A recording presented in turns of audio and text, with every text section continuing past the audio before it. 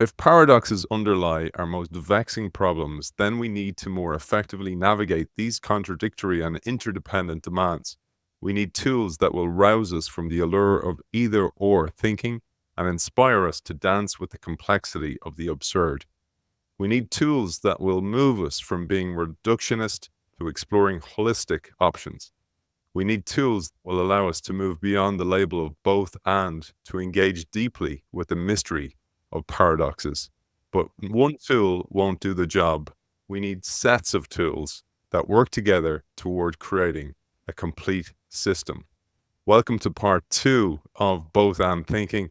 We are joined again by the author of that brilliant book, Both and Thinking, Wendy Smith. Welcome back to the show. Thank you for having me back.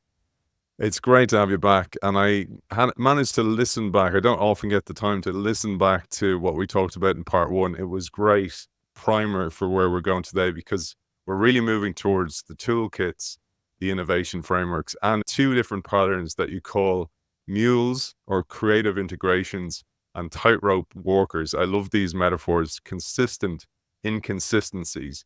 I'd love you to open up and let's start off with mules. Absolutely. And I love that you pulled that out. That idea emerged from the very first study that I did, I think in the last show. And if anyone hasn't listened, they can certainly go back and listen. I talked about how I was introduced to this idea of paradox and this bigger concept of both and through studying IBM, through studying innovation and how organizations innovate. And at IBM, I was studying how the top management teams of their strategic business units navigated both the tensions between the today and tomorrow, the existing world and the innovation, the managing what we call in academia the exploitative world, which is your operational existing short-term profits, and the exploratory world, your experimental, innovative space. And in doing so, what I saw was that some of the top management teams of these strategic business units were able to accommodate both the today and tomorrow, and some were not. And what I was expecting in trying to accommodate them was that there would be all of these moments where we accommodate both simultaneously in some real creative integration win-win. Oftentimes when we talk about the experiences of navigating both, what we're looking for is like there's this great win-win where we have this integration. And there's a great book, The Janusian Mind by Albert Rothenberg. And he looks at these moments where what he says is, what is the thing that enables creative genius? And what he says is that this creative integration between opposing ideas. So for Einstein, for example, it's the idea that the theory of relativity came from thinking about things that are both at rest and at motion at the same time. How could that be? You get to the theory of relativity. Or Mozart is both consonance and dissonance in music. Or Virginia Woolf, the author, it's how you think about birth and death, death and renewal. And so we expected that there would be all these moments where the today and the tomorrow would come together in this perfect win-win. Everybody was happy. And that's what we call the mule. And that happened sometimes, but not that frequently. And in fact, what happened at IBM, and one of the things that we experience when it comes to navigating the both and, is an alternative pattern, an additional pattern, a complementary pattern. And that's what we call tightrope walking. And what we mean by that is that oftentimes accommodating the both and means that we are looking at these opposing demands and we're making an either or decision. We're making a decision between them, but we are oscillating, micro shifting, making these sort of small tweaks between them in order to move forward. The image of the tightrope walker, for example, is that the tightrope walker is moving forward on a tightrope. They are never fully balanced. They are always balancing, which means that they're making these very micro shifts between the left and the right in order to stay stable. And they're not overemphasizing one side or overemphasizing the other because they'll fall over. What that means in our decision-making and both anding, what that meant for IBM was that in order to be able to accommodate both over time, they had to make decisions like, am I going to put more of my engineers into developing my existing product or more to experimenting with the innovation? They had to shift the engineers between one or the other, but they don't make all of these decisions that they overemphasize the innovation, that they leave the existing product behind, or that they overemphasize the existing world that they can't innovate. They're shifting, micro shifting over time. And in my academic world, I talked about that as dynamic decision making. And in the book, we talk about that as being consistently inconsistent, shifting, as opposed to being this creative integration. And both anding is both. I love that. And I thought we'd bring it to life with a few examples. So you talk about this yourself. You experienced this yourself, both when your twins were babies and then recently during the pandemic, or the Yeah. dilemmas and the paradoxes and the tensions that we struggle with, particularly when it comes to work life and work life balance. So this whole idea of trying to make correct decisions, what's right for you in the long term versus the short term. So we'll get back to some of the work you talk about, Jim March, and explore a core theme that comes up often on the show. But one of the things you talked about that is so relevant to so many of our audience is, for example, I'm trying to do the best I can to get this innovation over the line, some new product or service or subunit within inside the company. And along comes a weekend. There's this great keynote speaker, Wendy Smith. She's coming along. I'm going to play a core role as one of the executives in that weekend, but it clashes with a family member who's going to get married. What do I do? So this is a very tangible example. I'd love you to take us through this with the lens of both and thinking. When I do workshops on both and paradox, and I ask people to talk about tensions they experience at work, the one that comes up all the time is work life. And I often find that people bring me in to talk about how to navigate tensions at work, but here we're talking about tensions with work, about whether to, but it is a core tension. And in fact, just to peel back a little bit, at some point, the editor of our book said, hey guys, no more work life examples. There's just too many, but it's so present for so many of us because it tugs at our time, and our time feels limited, right? It feels restrictive. And the question of how do we allocate that time when we have competing priorities on that time? And one of the biggest competing priorities is, am I spending more of my time doing stuff that's advancing my career? And there's all these expectations to do that. Or am I spending my time? It may be that there are moments where we get to bring those together in this ideal creative integration mule, the hybrid of a mule, a hybrid of a donkey and a horse. And those are things like bring your kid to work day, but more often what we are doing is we are allocating our time. It's just that instead of allocating our time where it's all about work and we ignore everything else and then start to burn out, or instead of allocating our time where we're like so burnt out, it's all about everything else and our email starts to pile up or we just can't, and then everything starts to pile up or we get really behind at work or we've given up on work, if you will. It's about making those micro shifts in our time. Sometimes it's about going to the family event and saying, hey guys at work, this is where I need some boundaries. Sometimes it's about going and sticking with the work demands. Hey guys, I have a really big deadline and I'm going to be absent from family dinner for the next little whatever period of time. But the noticing here and the reason why we love the idea of the tightrope walker is because, again, it's these micro shifts. Because if you shift too far in either direction, that's when you're falling off. There's an important thing you tell us about mules, that they're infertile. And you say mules don't produce mules. Rather, we have to breed horses and donkeys to produce new mules. And this is, again, a great metaphor because you say it's an important feature of navigating paradoxes.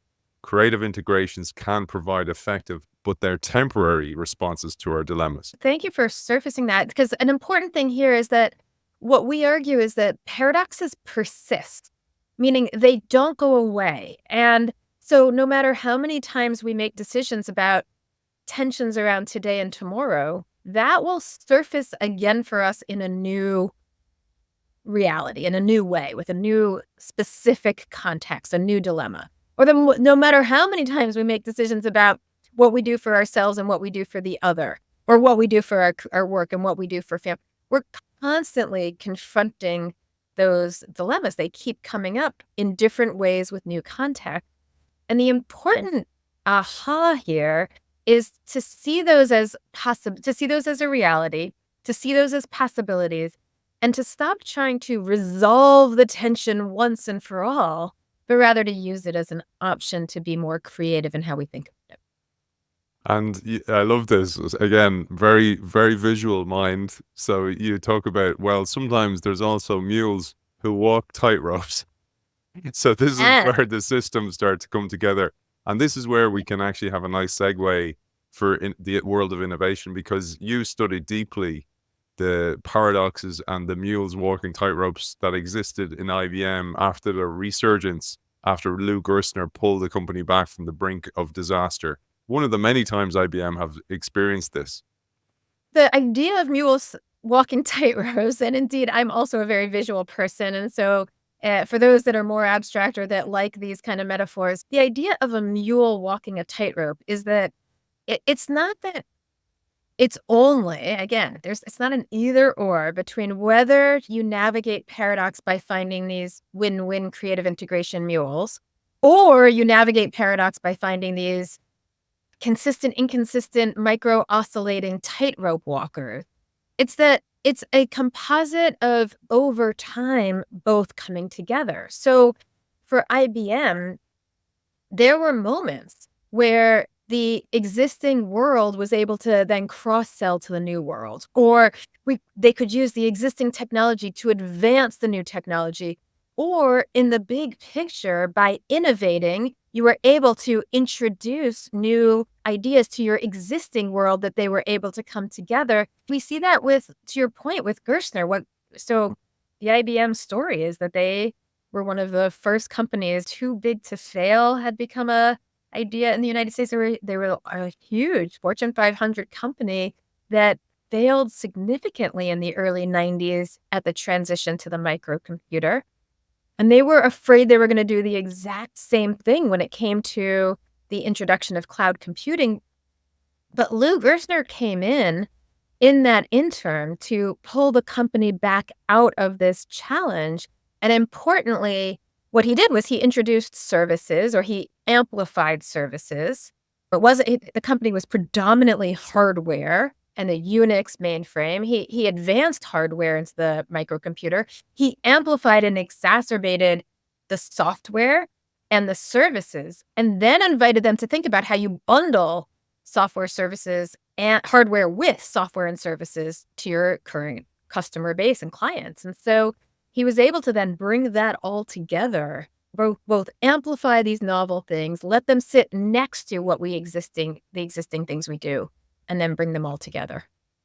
We'll get a little bit deeper into that in a little while, but one of the other things you say about that experience is bringing it back to some of the language used in part one, was that just like Lego had got into a rut of being so focused on quality, IBM had got into the rut of the mainframe computer, even though they invented in many ways the mini computers. So I'd love you to take Yes. us through this, because a lot of people won't know this story, because I suppose people might think it's a little bit dated and it's a case study that's in the past, but it's so, so relevant to any organization or an individual as well, because we get into our own mental ruts with our skill sets. And what we see again and again is that the number one determinant of organizational failure is success. And this is the issue of the S curve, or the intensification of what we already do, or what we call falling into a rabbit hole. This is the idea of the inertia of the existing world preventing us from getting to the new world. And there are moments where the existing world prevents us from seeing that there's new technology coming down the pike. And in some ways, the issue for Lego is that Lego was this mechanical toy interlocking brick. They saw that new toys were being introduced with all kinds of electronics. They understood this, but they did not think that it was relevant to them. So there's the don't see, don't invest, which Lego was one of those. But then there's the invest, but aren't able to actually create a business out of it because all of the structural and technological inertia that prevents the existing business from figuring out how do we sell this stuff and how do we market this stuff and how do we put people on it. And that was IBM's challenge, is that they invested in developing this microcomputer, but they couldn't figure out how to sell it and how to develop it at scale. The other company that is often cited in this similar challenge is Polaroid. And we talk about Polaroid a little bit in the book because Polaroid went bankrupt right across the street from my doctoral student offices at Harvard. And I saw the building go up for sale in the early 2000s. And Polaroid saw that technology was moving from analog technology and film into digital technology for imaging. They invested heavily in digital technology, but they just couldn't get over, for them, essentially what was the strategy. They call it a razor and blade strategy. Polaroid understood that the way that they, as a company that made instant film, made money was basically giving away the cameras for free and making money on the film, and could not figure out how to let go of that in a space where there was no film. So again, it's sometimes we don't see the technology coming. Sometimes we see the technology coming, but we're not willing to invest in it. But oftentimes we're invested. We actually try this out, but we can't figure out how to then bring it to market. As a reminder to our audience, I said at the start, you need a set of tools. You need to bounce around those tools, use the right tools at the right time, use a mix of them like mules walking, tightropes, etc.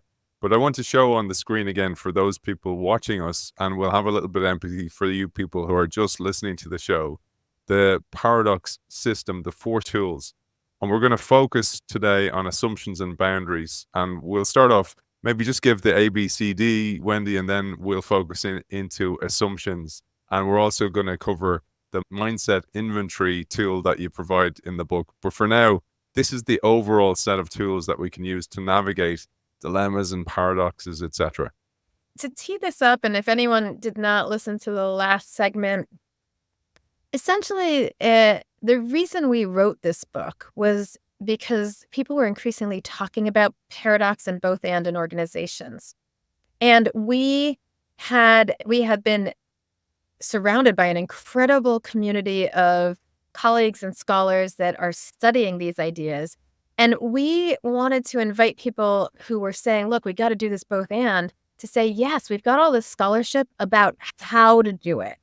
And so this paradox system is our framework that brings together these sets of tools that work together with one another. We call it a system because they reinforce each other, not one or the other of these tools, that enable individuals as well as organizations to be more paradoxical, to engage more with the both and.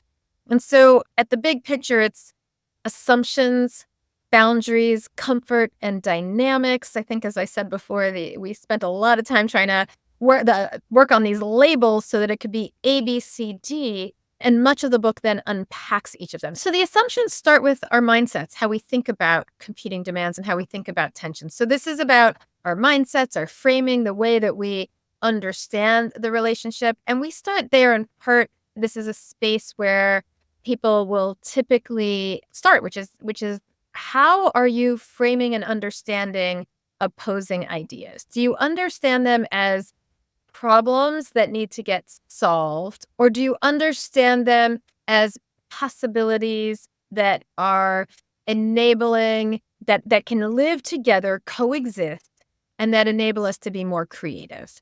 And so we talk about this broadly to shifting to both and assumptions. And we unpack that in a couple of different ways, what those assumptions look like.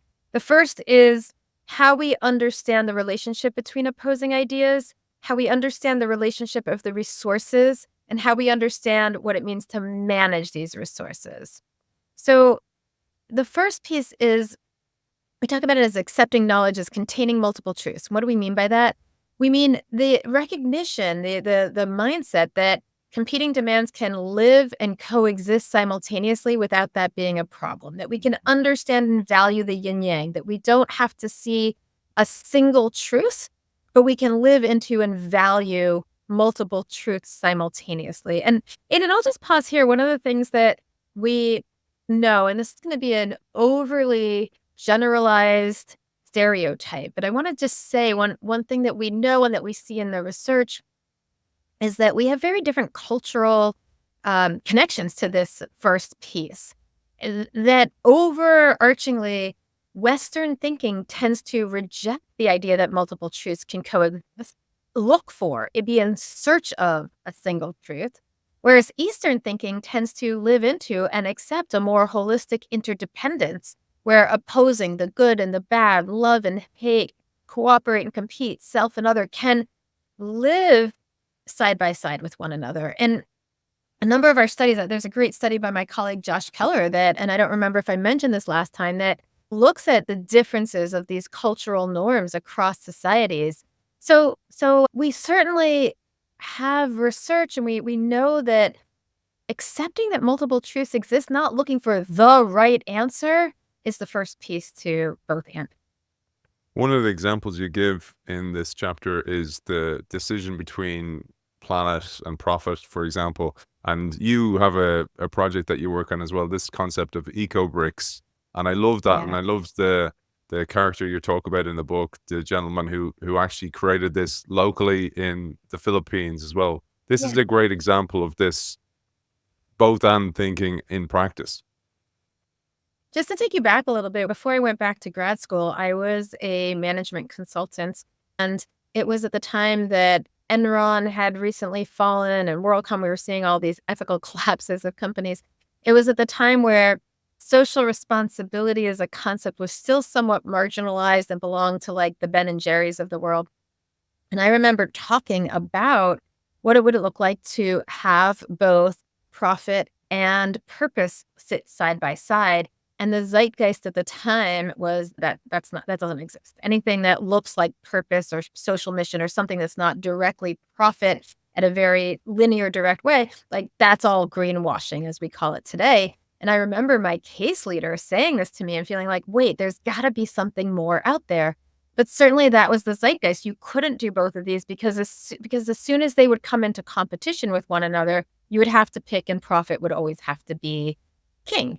And this goes back to, some of your listeners might, of course, know that 1971 New York Times headline from the famous economist Milton Friedman, that the only social responsibility of the company is to its shareholders. So the assumption that you could have these opposing ideas, profit and purpose, social and financial, within one company was completely rejected. And in fact, we see that in the US in our tax codes and in our corporate codes, which is that we assume that because they can't coexist, one belongs in one kind of structure, the nonprofit, and the other belongs in the other structure, the for-profit, and they don't come together. And so we see that kind of thinking embedded in the way that we think. I saw this when I first had my kids. My first kids are twins, and my friends were all having kids. And the assumption that you could be both career-oriented and parenting-oriented, for women particularly, like that was challenged on an ongoing basis, which is that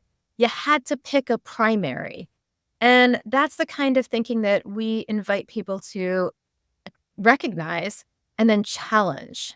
I thought it'd be useful for our audience. We talk a lot about mindset on this show. So this will make sense now for those who are wondering why we do shows on neuroscience or the brain or biases or belief, because mindset, as Wendy just said, decides how you see a problem, how you see an opportunity, if you see the opportunity or the solution, because the way you've been trained, the way your brain gets into a rut, literally decides all those life experiences, your previous coaches, your primary carers, all decide your mindset. And I thought it was beautiful the way you put together a mindset inventory in the book. And I thought this was such a useful tool just to see where you sit, which quadrant you sit within, but also maybe if you're trying to convince somebody inside the organization, say you're a change maker in IBM, for example, you're trying to convince somebody who is so focused on the bottom line that this new project might be the way forward, even if it competes or looks like it's going to cannibalize your existing profit line. I thought this tool was so, so useful, and I'd love you to take us through it. Love that. And here I want to start with a shout out, in addition to myself and my co-author, Marianne Lewis, to our colleagues that did this piece of work with us, Ella Marone Spector, Josh Keller, and Amy Ingram. The question we asked is, well, what are the mindsets and how are they different between those people that are going quickly to the either or, linear, very quick to decision making, and those people that are able to hold open the possibility and potential for more holistic, interdependent, both anding. And this mindset was developed with thousands of people. We have to translate it into multiple languages. We did it around the world. And what emerged essentially is that there are two components to embracing a paradox mindset. The first is, do people even experience tensions? And what we find is that either because people willfully, potentially subconsciously want to avoid tensions, they just close their eyes and don't see them, or because they're just in a context where the experience, the salience of the tensions is much lower, right? That my colleague who did this work with us, who is from Israel, would say, gosh, and increasingly now, like Israel is a place where there are a lot more tensions than, let's say, New Zealand. And so there are some companies where those tensions are really salient compared to others. And so are they even experiencing the tensions? And then the second is, okay, well, if you're experiencing tensions, then how are you approaching these tensions? Are you approaching them in this more either or way where you have to pull them apart, see them as linear? Or are you approaching them in this both and possibility? And so what we notice is that there are some people that just don't experience tensions, are approaching this in this either or way. We talk about that as avoiding. In part, the reason we say avoiding, which has this willfulness to it, is because what we would argue is that tensions exist all over the place if you just opened up to it. So those folks like just aren't engaging. There are a lot of folks, we say that, and most people in which there's a lot of tension. We feel the tension, but we're just so stuck in the tensions and we want to resolve them. And we like, what's the answer? What's the solution? And that is the classic either or thinker. You might be one of them. You might know one of them. But certainly that ongoing experience of feeling mired in this as a detrimental conflict. There are those that don't experience tension. They're so ready for the both and, but it's like they're looking around for where that tension exists. And that happens sometimes, but infrequently. And ideally, what we see as the space in which people can really embrace this both and approach is when they see the tensions, they know they're there, they experience them, and they see the possibility of using that as an option for creative thinking. And we call that the engaging zone. One of the things, I'm sure you've learned this when you have the scar tissue of being a management consultant, being a lecturer, being a researcher, being an author, now giving keynotes and workshops, etc., is that many times the change maker or the innovator inside an organization thinks that the idea is enough. And the idea is rarely enough. There's so many mazes you have to navigate in order to get that over the line. And I think that's what's so useful about having these tools. And also, when you talk about transformation in large organizations like IBM that you mentioned, there was a quote here that I love you to riff on, because I'm sure you see this, and this is one of the biggest challenges to do with more than things like resource allocation. You write that managers seek control in the face of uncertainty, but leaders learn to cope. Navigating paradoxes depend on the assumptions of leaders and artists who willingly live on the edge of chaos, developing insights with open possibilities, rather than seeking the refuge of certainty and resolution. Beautiful artistry in itself in how you wrote that. Yeah. Oh, thank you. I'm just going to say one more thing about this mindset measure, just so that people know it's available and accessible, free online. You can link through our website, and people are using it for research. So if there's any academics out there that are listening, there's lots of research using the mindset measure right now, but also people are using it individually, but also people are using this with their teams. Let's get a basic understanding of how comfortable we all are in this both and space. And so that's available and accessible, and we're happy to help facilitate that possibility along the way. I'll just say, while you've said that, I have a copy of the book up for grabs as well. It's also in the book, and the book is a great read. Huge amount of research in there because this is combined 4 decades plus of research between Wendy and Marianne. Huge amount of Yeah. research, huge amount of history of paradoxes going right back to Jung and Heraclitus. So the book is up for grabs for those who sign up to our Substack on the Innovation Show, but also sign up to Wendy's as well. She has a great Substack as well. I've already linked to it from the Innovation Show Substack, and you can find it there. It's a highly recommended one from us. Well, thank you. Thank you. Thank you. Yes. I think to your point, Aidan, and like it's one thing to hear these ideas and say, oh yeah, and it's another thing to live them. I'm constantly catching myself in just how defensive and either or I get, or how much I want to just avoid the challenges. So as we know, living them is the hard part. So, you know, so happy to be in conversation with people as they live them.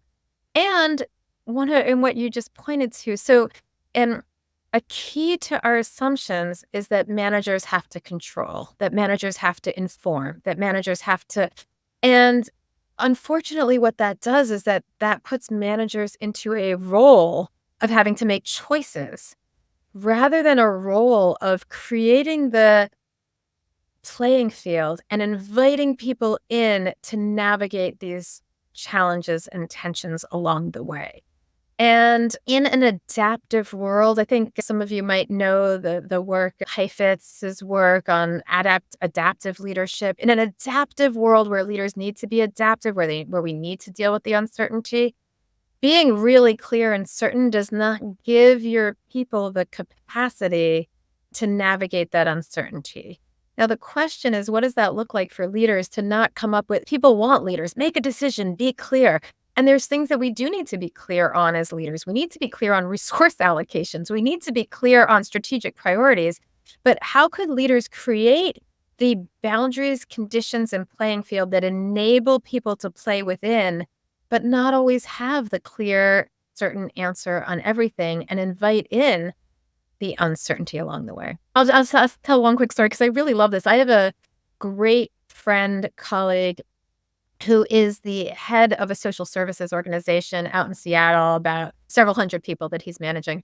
And at some point in his 50s, he started to draw.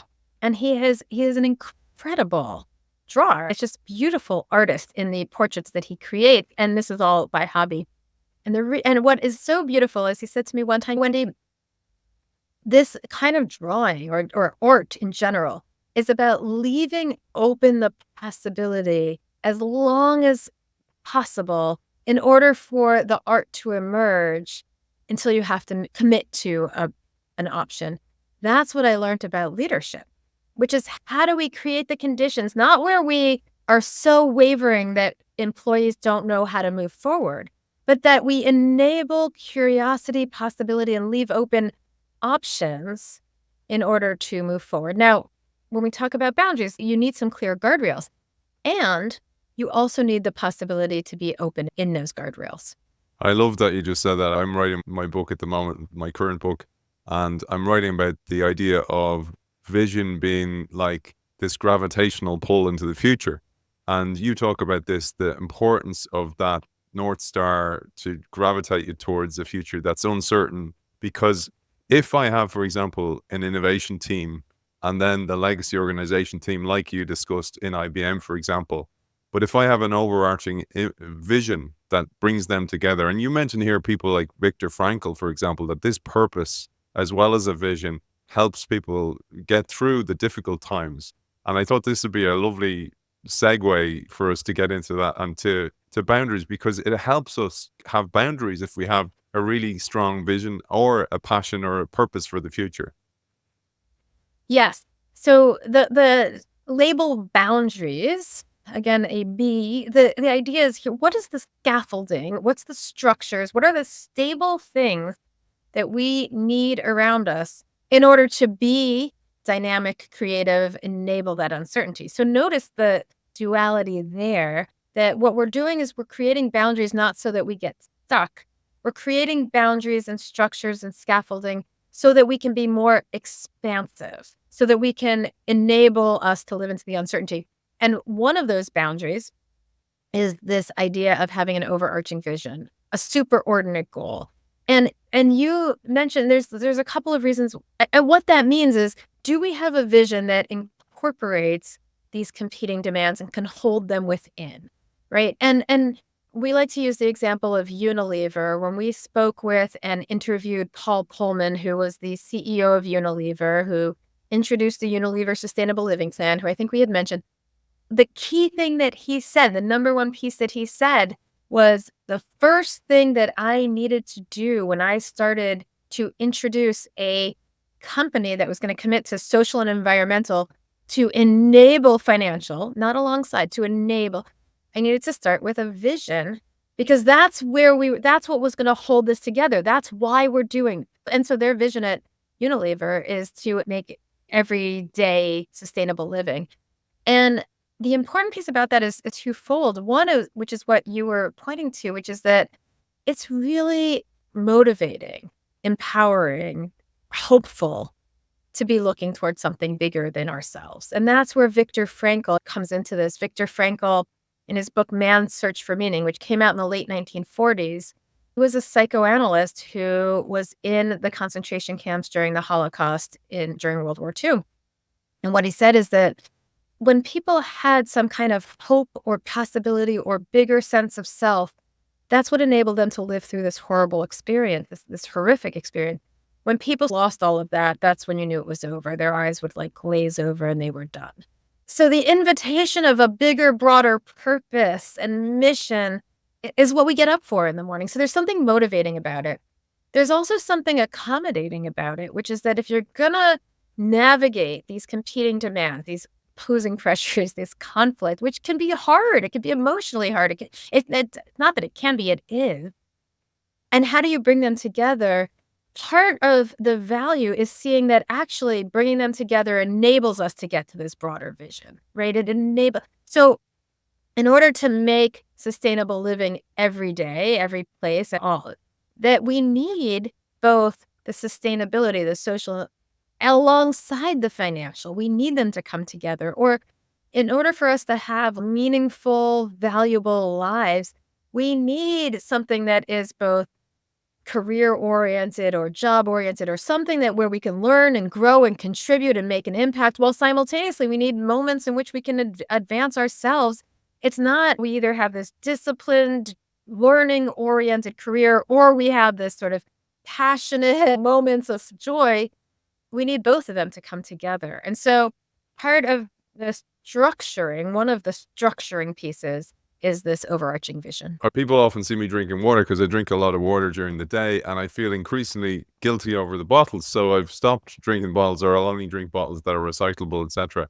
But I share that because it's a passion of yours, is this concept of eco bricks. I mentioned earlier on, but it's a nice kind of link to what you talked about, Paul Pullman, because this was a gentleman in the Philippines who was searching for a purpose. And because Yeah. he went and he looked into his own paradoxes of life, they emerged for him, and he created this Yep. concept, eco bricks, which is something that you also work on. Yeah, I love this idea of eco bricks because this guy went to the Philippines, lost, and essentially realized that there was a lot of trash in the Philippines. There was a lot of plastic trash. Like, it was killing all of this beautiful greenery. And a lot of that trash were plastic bottles. So as we know, one of the challenges in our climate is the amount of waste that we create. And the other piece for the Philippines is that there was limited building materials. And he realized that if you could dry out this trash and stuff it and compact it into these plastic bottles, you could create and use them as bricks for building. And this has become a movement all around the world, and particularly in developing countries where there's a lot of trash materials and not a lot of materials for building. But we started this, or we've seen this certainly in lots of places. We started this in our community where I wash out bottles, I put them outside my house. People fill up the bottles with trash, they bring them back to me. And the local school made a bench out of these bottles, or another school made it's called a keyhole garden. They framed out a garden for their students to garden with these bottles, or somebody else wants to use them to create a little wall by their house. So, and they're beautiful. And if people look up online, eco bricks, people are creating houses out of this or creating buildings out of this. And Certainly, the building component is not my forte, but what the beauty is that it invites us to think about how we could use materials that otherwise one would see as trash to recycle them, but really understand them as a possibility to solve a problem in the world. Beautiful, beautiful. I absolutely loved that story and the fact that you're working on it as well. So, a couple of last things before we wrap up part 2 of 3. Building on the idea of resource allocation. So, resource allocation, we talked about this idea of scarcity. Usually, it's scarcity of resources, time, money, people within inside an organization, effort as well. You share insights into separating and connecting competing demands. A huge Yeah. challenge when it comes to innovation, particularly for the leaders, for the people who are allocating the resources. So you share how you were frequently asked how to effectively structure tasks to navigate paradoxes. Should people split opposing poles to ensure that the focus means that each side will achieve what it means? Or should they bring the opposing poles together, fostering increased potential for synergy? And you say here, with a lens on the paradoxes and tensions in innovation and transformation, I thought this would be a lovely thing to discuss because through that lens of people on this show working as leaders, startup founders as well, scale up CEOs, looking at what they should do here, I thought this would be so helpful. Yeah. So here's the wisdom or insight that navigating paradoxes requires us to both create conditions where we pull apart the opposing features, value each one, understand each one, do a deeper dive into and create the time and space and focus for each one separately. We talk about that as separating, pulling apart. In the academic language, they talk about differentiating the distinctions between them. You need to do that. And if you only do that, then what you have is like a deep dive into each component that then fight with each other.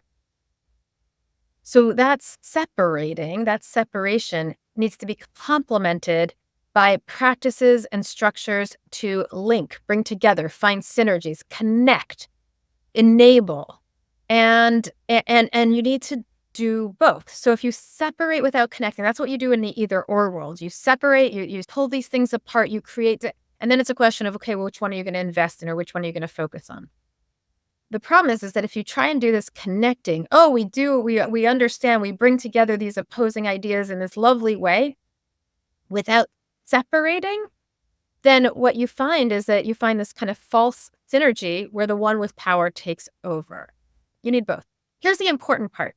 The important part is that sometimes that separating and connecting happens by creating two different structures in your organization and then connecting practices. So much of what I saw at IBM was the idea that in order to innovate, they needed their own distinct structure for innovation, separate from a sort of subunit, separate from the existing product, so that the innovation could get its own attention, time, resources, focus, culture, etc. And I know you've had on your show my colleagues Andy Binns and Mike Tushman, and who wrote the book Corporate Explorer. They have an idea of being ambidextrous, and part of what they mean is a structure where you pull these two things apart so that the innovation has its own space to grow and to breathe and to incubate.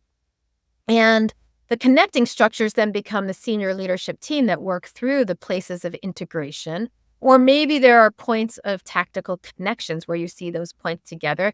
But again, if you pull them too far apart, you have no leverage or benefit from seeing them together, and then you get into the competition. So that's what they talk about as being ambidextrous. And at IBM, I saw a number of strategic business units that did that. And there are also some organizations where pulling apart the opposing tensions into its own structural element doesn't always make sense. So one of the organizations that I studied pretty extensively is a social enterprise called Digital Divide Data. And they are a work integration social enterprise. And they started in Southeast Asia and Cambodia and Laos. They've moved to Africa. They seek to employ some of the world's most unemployable or most vulnerable populations to advance these populations and stop the cycle of poverty. And they do so through a for-profit business that they talk about it as labor-intensive IT work. They do data entry, they do web-based work, they teach this vulnerable population skills for computing that enable the employees to become much more marketable in the employee markets and stop the cycle of poverty. Well, for them, pulling apart a unit that focused on their mission, which is their employees, from their markets, which is the work that they did, was impossible because that was so tightly integrated because it was their employees that were doing the work that were advancing their mission. But they had to think about separating in different ways in order to put focus on each of these. So they had different roles in their senior leadership team. They had the HR person who was highly focused on the needs of their employees, separate from the finance person who was highly focused on, can they be able to make money in this? Or they would bring people onto their board of directors that were highly focused on their financial mission, and others that were enabling, that had been doing work in developing countries, that had been doing work to really put focus on that. So they had different roles, they had different goals associated with them. They created different sets of books so they understood the financial impact of each of these missions. But then they brought it together in the work that they did and in the conversations that they had at their leadership team. So there's different ways to separate and connect. The important part is being able to do both. I love that. That is something that we see so often, is that a leader might want to do that within inside a business, but she doesn't then give it adequate time, doesn't put the right link people in between those different units within inside an organization. And again, in the book, you have some brilliant case studies of people who did just that to great success as well.